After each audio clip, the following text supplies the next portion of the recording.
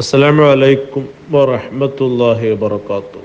വീഴ്ച സ്വപ്നം കാണുകയാണെങ്കിൽ, വീഴ്ച എന്ന് പറയുമ്പം ഉയരങ്ങളിൽ നിന്ന് താഴോട്ട് വീഴുക, കെട്ടിടത്തിൽ നിന്ന്, ടെറസിൻ്റെ മുകളിൽ നിന്ന്, വീടിൻ്റെ മുകളിൽ നിന്ന്, അങ്ങനെയുള്ള വീഴ്ചകൾ, മൊത്തത്തിലുള്ള വീഴ്ചകൾ, അത് സ്വപ്നം കാണുമ്പോൾ ഒരുപക്ഷെ അനുമാനത്തിൻ്റെ വ്യാഖ്യാനം നമുക്ക് പ്രയാസകരം ഉണ്ടാക്കുന്നതാണെങ്കിലും യഥാർത്ഥത്തിൽ വീഴ്ച അങ്ങനെ വീഴുന്നതായിട്ട് സ്വപ്നം കണ്ടാൽ പേടിക്കാൻ മാത്രമുള്ള ഒരു വ്യാഖ്യാനമൊന്നുമല്ല.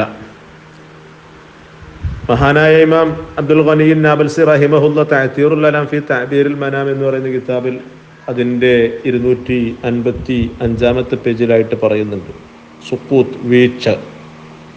ഹുവ ഫിൽ മനാമി, വീഴ്ച ഉറക്കിൽ ഒരാൾ സ്വപ്നം കാണുകയാണ് എന്നുണ്ടെങ്കിൽ ദാലുൻ അല ഖളാഇൽ ഹവായിജിന, ഒരു വ്യാഖ്യാനം, ആവശ്യ നിർവഹണം. നമുക്കൊരുപാട് ആവശ്യങ്ങളുണ്ട്, അത് നേടിക്കിട്ടുക, അതൊക്കെ നമുക്ക് കരസ്ഥമായി കിട്ടുക എന്ന് പറഞ്ഞ സന്തോഷം തന്നെയല്ലേ, അതാണ് ഒരു വ്യാഖ്യാനം. പിന്നെ പറഞ്ഞു വ ഇദ്റാക്കി സുആൽ, ചോദ്യങ്ങൾ എത്തിക്കുക എന്നുള്ളത്. ചോദ്യം ചോദിക്കാൻ ഒരു അവസരം ഉണ്ടാകുക എന്ന് പറഞ്ഞാലും അതും നല്ലത് തന്നെയാണ്.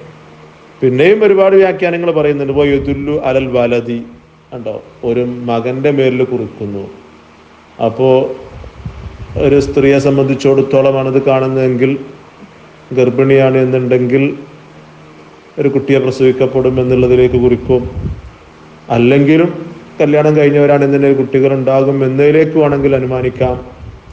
അങ്ങനെ തുടങ്ങിയിട്ട് പലതും ആ രൂപത്തിലൊക്കെ ഉള്ള വ്യാഖ്യാനങ്ങളൊക്കെയാണ് പറയുന്നത്. ഏതായാലും നല്ല കുഴപ്പമില്ലാത്തൊരു വ്യാഖ്യാനം തന്നെയാണ്. വീഴ്ച എന്നൊക്കെ പറയുമ്പോൾ അത് ആർക്കും ഇഷ്ടമില്ലാത്ത ഒന്നും, അതുപോലെ തന്നെ കാണുമ്പോൾ ഭയപ്പെടുത്തുന്ന ഒന്നാണെങ്കിലും വ്യാഖ്യാനം മറിച്ചാണ് എന്നർത്ഥം.